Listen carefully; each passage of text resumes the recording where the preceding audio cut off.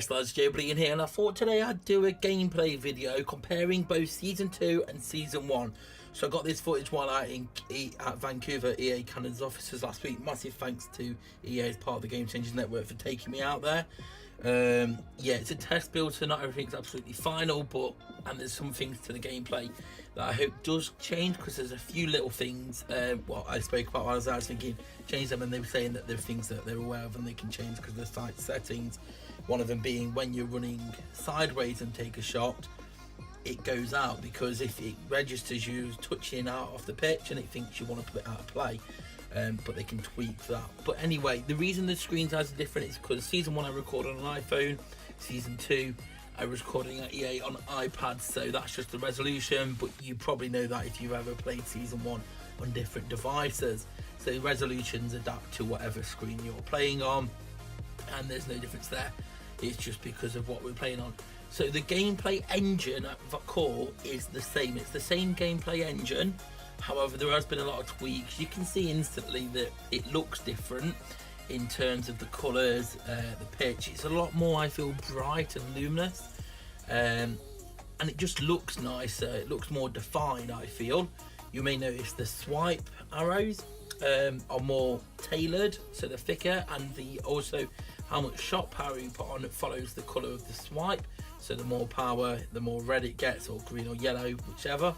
And it's a bit thicker, and then there's a little target in the goal mouth to let you know if your shot was on target or not. So if you're getting in a big outside curler, you know if it's going on target, which I think is pretty nice. It's then up to whether the keeper still saves it or not, but it's there to play. That was actually my very first game of versus attack I played on this on Season 2 while out there.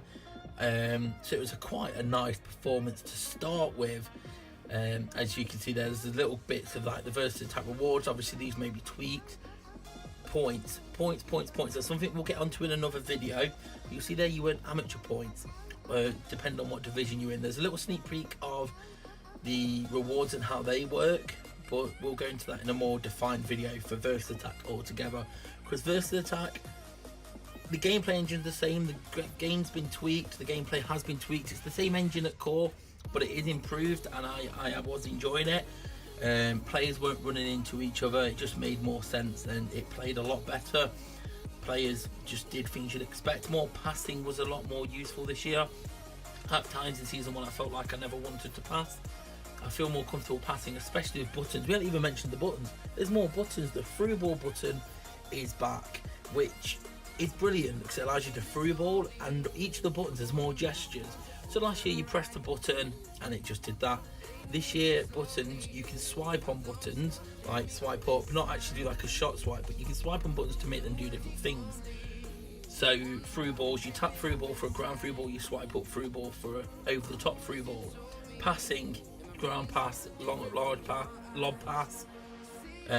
Shooting, swipe up to chip, swipe left to finesse, no, swipe left to fake shot, swipe down to finesse. You've got all these options now. Like I believe these were in FIFA 16 and FIFA 15 maybe. As we've said over the year, I didn't play the old FIFA mobiles. I didn't have interest in them because I just thought they were similar to console, and I played console instead. That's why FIFA Mobile Season 1 attracted me, because it was something different and something I thought I could enjoy and card collect with. So they brought some of these controls back. And one thing as well, every single player does the roulette and the rainbow.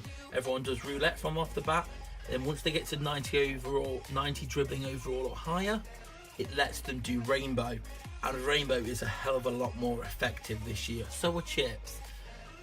Anyway, we're gonna just have a little bit of sneak preview now on the rewards. So first of all, yes, we have Weekend League.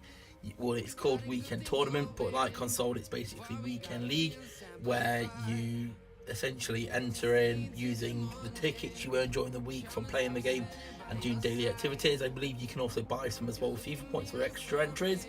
Obviously, you're going to find a way to monetize it some way.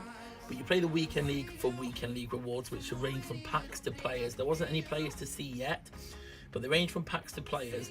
And one of the ways they've done it to stop people from demoting, because although demoting was good, it meant it wasn't really that great, really, especially when you're getting dunked on in a lower division by people with a lot higher overall. If you demote, you can only enter weekend league in the league that you've reached. So say you reach world class 2, you can only enter world class 2 weekend league. If you demote down, you can't enter that weekend league until you go back up to world class 2. So they've solved that way, which let me know what you think of that. But yeah, gameplay, I'm enjoying it a lot more. Obviously they're always tweaking and bringing out updates every month, but I think it looks a lot nicer and I feel it plays a lot better. I'm going to enjoy